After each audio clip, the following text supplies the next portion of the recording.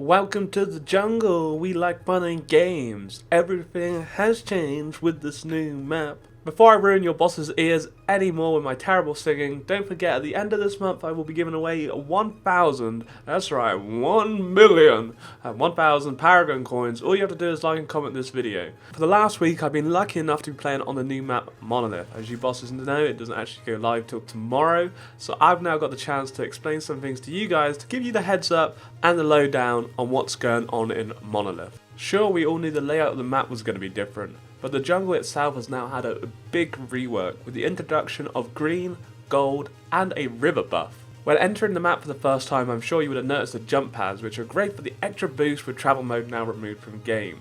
There are no longer red and blue buff spawns in your jungle, instead now replaced by a river buff camp on either side of the map, which has a random prize every time it spawns. Firstly, let's have a look at green buff. You want to start your jungle path on the green buff side of the map. With your white camp spawning at 120 and the green at 130, you'll be able to solo this monster, but if your support's kind enough to give you a helping hand, that always speeds things up. Remember to get all the last hits though, especially now as the buff no longer drops on the floor to be picked up, it now goes instantly to the last hitter. After securing the buff, you gain a 225 shield at level 1, which goes up by 25 each level. The shield lasts for 60 seconds, dealing 15 AoE damage when attacked and a 115 explosion, which increases by 15 each level. Great for killing up those grouped up white minions and also for ganking. If you time the explosion right, you can do some nice damage. Along with taking a few hits to the face, 225 shield at level 1 is certainly not to be messed around with. The green buff will then respawn 180 seconds after kill. Depending on your clear time at the start of the game, the white camp will be 2 or 3 minions. Spawning with just 2 minions at 120, the camp increases in size every minute up to a maximum of 5 white minions. Each white minion is worth 73 CXP and 20 XP, and also filling up your amber link by 30 CXP per white minion. Junglers such as Grux, Feng and Several can easily cut through these, whilst the likes of Chimera and Rampage will be a bit slower. In total you have 5 white camps on your side of the map. With the changes to laning and you now having a solo laner versus 2, it may be worthwhile leaving some camps on the outside of the map for the solo laner to help him out. By now I'm sure you're wondering what happened to the blue and red buff. Well, they now become the river buff, which spawns at 3 minutes with one favouring either team. The buff refreshes every 2 minutes, spawning 5, 6, 7, 9 and so on. You want to make it a priority to ward and contest over these buffs. Being a random spawn, you can end up with a red, blue, black or purple buff. Exciting, right?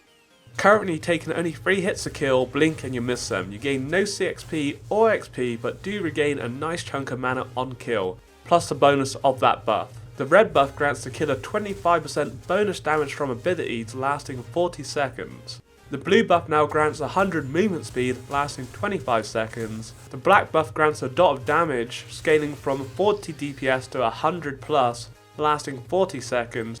And finally, the most OP thing you've seen yet, the purple buff, entering your hero into the shadow plane for 40 seconds, where unless warded your opponents cannot see you, even attacking you will not break stealth. But as soon as you attack you will reveal yourself. You want to be working as a team to secure control of these and then using the buffs to create tactical plays.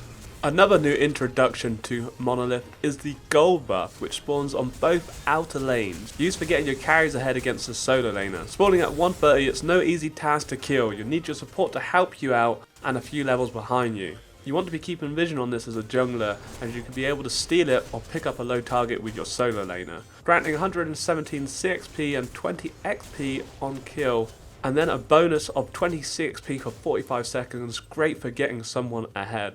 The gold buff respawns 150 seconds after kill.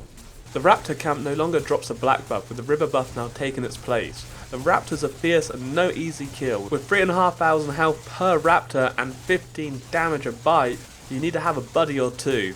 But when killed, you're rewarded with 1000 CXP and 50 XP to the last hitter. Spawning a solo Raptor at 4 minutes, he gets a new partner every 4 minutes, maxing out at 3. The final buff you don't want to forget is Mr. Orb Prime. Still same old, but got himself a new den. Not as open as the previous one, making it a lot harder to get out when shit hit the fan. Spawning at 10 minutes, weighing in with 10,000 hit points and a crushing blow of 100 damage, you don't want to make him mad. If you contain the beast, you activate your chosen prime card and gain 1200 CXP and 200 XP, respawning 8 minutes after kill. Looking around on the minimap, you may have noticed there are no harvesters. It's a sad day indeed. At least I won't have to shred any more tears when my jungler doesn't take a harvester key. Now replaced by an amber link which fills up every time your team last hits, giving off global CXP automatically every 2 minutes. You can't destroy your opponents, but you can give it a good bash to steal some CXP. Find out more in my video below. So things to remember when jungling in Monolith. Getting an early ward key to control vision of the river and your enemy's jungle is really important. Making sure to be at that river buff every 2 minutes after the 3-minute spawn can give you a massive lead. Make sure to get your mid laner to help you out with this by pushing his lane, come to that time, and even securing the one on the opposite side of the map, as you can easily snowball the game with control of these, allowing for more invades of the enemy jungle. When in the enemy jungle, make sure to give that amber link a good whack to deny some CXP. You want to do it before every 2-minute mark. With harvesters being sadly replaced by the amber link, it does mean those key cards have been altered into scythe cards, giving you some different stats. I hope this video has been useful to you bosses. The last week has been great testing out this new map. Got any questions, let me know below. Don't forget, if you want to win those 1,000 Paragon coins, just like this video and let me know you was here. Peace. Maybe? Oh bro. Oh come on, do it, yes. Kill him. I never wanted him to die before. Yes! Oh, he done it! Oh my god, that was fucking OP right there. Oh man, that's GG. Didn't suck on my nipples all day long, bro. Oh,